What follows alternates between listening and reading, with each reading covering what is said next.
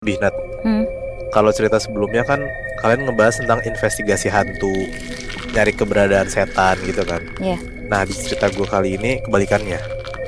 Kenapa kebalikan? Karena cerita ini pada dasarnya tentang pengalaman dari seseorang yang justru bisa dibilang dicari keberadaannya sama setan. Wow.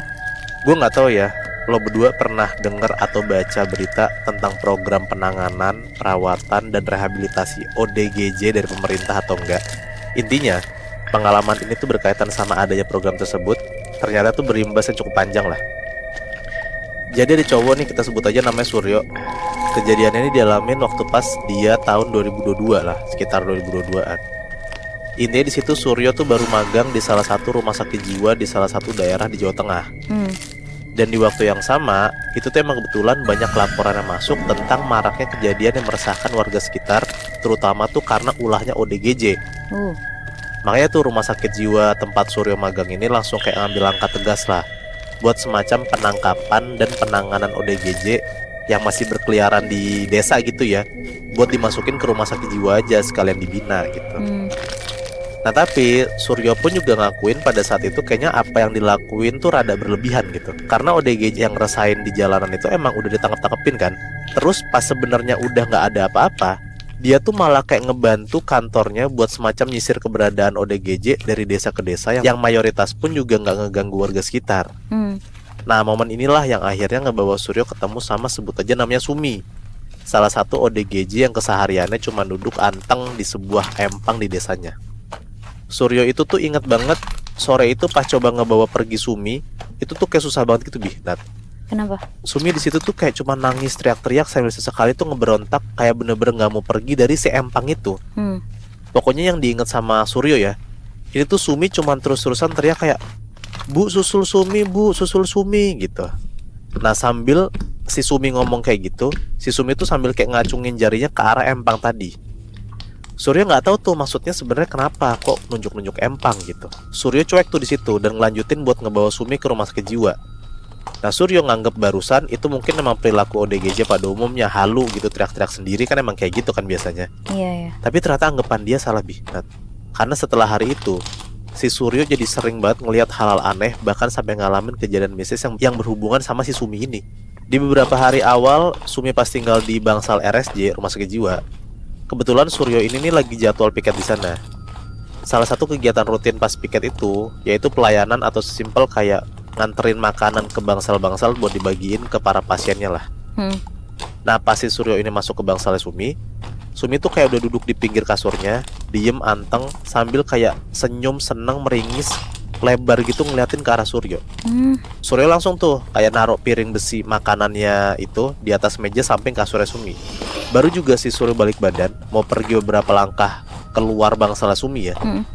Tiba-tiba ada suara kayak perang gitu. Piring besi yang baru banget ditaruh sama Suryo itu tuh udah kebanting gitu aja ke lantai sekaligus gelas plastiknya juga. Oh. Nah karena kebetulan menu makanan pasien itu mayoritas berkuah, jadi ya sekarang kondisi lantai kamarnya Sumi tuh beneran kayak basah gitu lebih Nat. Di situ Sumi langsung kayak jongkok ke arah lantai, tapi bukan buat ngebersihin. Sumi tuh malah kayak semacam ngumpulin sisa air-air yang ada di lantai itu, Hmm. dijadiin ke dalam satu kayak buletan air gitu. Terus pas ditanya sama Suryo, si Sumi itu ngapain? Sumi jawab, kalau dengan cara genangan air ini doang, dia bisa ketemu sama ibunya. Hah? Karena ibu itu tinggal di air. Hah? Nggak jelas kan? Di Iya. situ kalau lo jadi Suryo ya pasti kesel lah kayak nih orang gila nih ya gitu kan. Suryo tuh langsung kayak nyamperin Sumi buat ngebersihin makanannya sambil kayak ngedumel-ngedumel gitulah. Nah meskipun nggak tahu bakalan paham atau enggak, tapi di sini tuh Suryo kayak ngebentak Sumi dan bilang kayak mana ibumu di air, nggak ada gitu. Nah si Sumi ini malah langsung ngejawab dengan pedenya. Dia bilang kayak gini Nat, ada, tunggu aja, sampean pasti ketemu sama ibuku dimanapun air ada, di situ ada ibuku.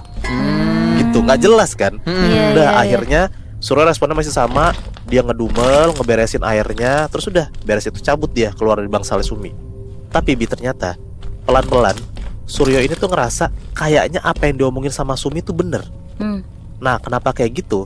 Karena katanya Suryo, setiap dia minum air di dalam gelas, dia itu tuh suka kaget karena katanya dari minuman air ini sering kelihatan kayak siluet itu bayangan ibu-ibu senyum ngebelakangin Suryo. Ih, Anjing. Ibu-ibu tua, keriput, rambutnya kayak pakai konde, terus pakaiannya tuh kayak full pakai pakaian jarik orang zaman dulu gitulah. Ngebelakangin tapi ngadep ke arah dianya. Iya, Anjir. dan gak cuma itu doang, Bi. Bahkan pas Suryo lagi mandi, ini kalau kita misalnya mandi pakai gayung, kan kita kan pasti harus nengok ke arah baknya kan. Pas Suryo tuh nengok ke arah bak mandi itu, Suryo bisa ngeliat jelas banget ada sosok perempuan itu kayak udah ada di atas Suryo. Jadi kayak di plafon kamar mandi gitu tuh sambil kayak megang tangan kaki biar nggak jatuh gitu loh. Jadi kayak ada refleksi dari air, kelihatan kalau di atas kepala Suryo tuh ada sosok cewek gitu. Anjing aneh banget bangsat. Akhirnya karena penasaran, ada nih Bihnat. Satu hari si Suryo itu tuh kayak pura-pura mancing itu di empang tempat Sumi ditemuin. Biar sekalian tuh dia mau nanya ke warga-warga sekitar lah. Dan dari hasil risetnya si Suryo ini, ternyata orang-orang itu tuh warga-warga sana bilang kalau Sumi itu tuh emang gila setelah kehilangan sosok ibunya. Ada yang bilang kalau si sosok ibu ini udah meninggal, tapi jasadnya ini sampai sekarang masih belum ketemu. Nah si Sumi percaya kalau jasad ibunya itu tuh dibunuh dan dilempar ke dalam empang itu. Oh. Nah makanya si Sumi tuh suka duduk di sana, kayak dia berharap sebentar lagi one day gitu ya ibunya tuh bakal datang nyamperin Sumi. Gitu. Nah karena informasi yang dicari udah cukup lengkap, dia udah dapat informasinya, akhirnya dia mutusin buat cabut, baliklah ke kosannya. Di hari itu tuh capek banget Nat. Suryo beres mancing, dia malah langsung tidur. Nah Suryo tuh kebangun karena kebetulan ada suara petir yang kenceng banget. Dan malam itu tuh hujan deras banget. Tiba-tiba dia denger tuh ada kayak suara ketokan pintu, dok dok dok dok gitu. Pas dibuka pintu kamar kosannya si Suryo, Suryo malah ngeliat ada sosok perempuan yang waktu itu dia suka ngeliat di siluet air. Itu tuh lagi berdiri di depan pintu kamarnya dia. Dan sekarang bisa jelas banget Nat, bentukannya tuh si Suryo bisa ngeliat jelas banget. Sekujur badannya tuh udah pucat banget dan membiru gitu, kayak orang mati tenggelam. Bibir sama kukunya tuh udah ngitem. Dan setiap sosok ini buka mulut, bukan suara yang keluar, tapi malah air yang keluar banyak banget dari mulutnya. Anjir. Terus airnya tuh udah beneran air empang yang keruh gitu loh. Dia tuh nggak bisa ngapa-ngapain, dia cuma bisa mundur pelan-pelan karena kan pintunya kan ketutupan sama si sosok cewek ini kan. Dan akhirnya tuh dia cabut lewat jendelanya Nat, jendela kamarnya. Dia keluar tuh, dia lompat dari jendela kamarnya, terus lari kabur gitu aja tengah malam dengan posisi hujan deras tanpa bawa apa-apa. Satu-satunya yang terlintas di pikiran Suryo, dia itu cuman pengen ke asrama RSJ di tempat dia magang. Karena di sana kan banyak teman-temannya dia yang di asrama itu tinggalnya kan. Siapa tahu bisa ketemu temennya lah at least gitu. Apesnya si Suryo ini nggak ketemu temannya satupun. Padahal kan harusnya ada shift malam kan, ada temennya gitu, tapi dia nggak ngeliat sama sekali ada orang. Dia lagi nyari temennya, sampai akhirnya bukannya Suryo ketemu orang, tapi dia malah ngedenger suara teriakan, Mas Suryo tolong, Mas Suryo tolong gitu. Arahnya ternyata dari arah bangsalnya si Sumi. Tapi pas sampai bangsalnya Sumi itu udah nggak ada di kasurnya, nggak tahu kemana. Akhirnya si Suryo tuh nekat lah nyari Sumi keliling rumah sakit jiwa. Sampai akhirnya persis di depan kamar mandi umum pasien,